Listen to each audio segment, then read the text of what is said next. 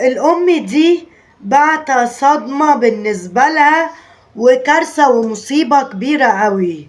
بتقول ابني عنده 26 سنة وخلاص حبيت ان انا اجوزه واسطره وحسسه ان هو راجل وملو هدومه، خصوصا ان انا اكتشفت ان هو مدمن على الافلام اللي هي مش كويسة.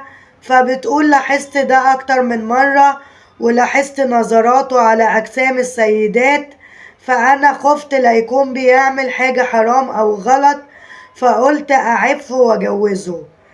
فجيت فرحته بخبر ان انا هجوزه وان انا مستعدة اجهز له شقة كاملة واعمل له حياة كاملة مقابل ان هو بس يشتغل ويصرف على زوجتي دي علشان يبقى راجل ويتحمل المسؤولية. طبعا فرح جدا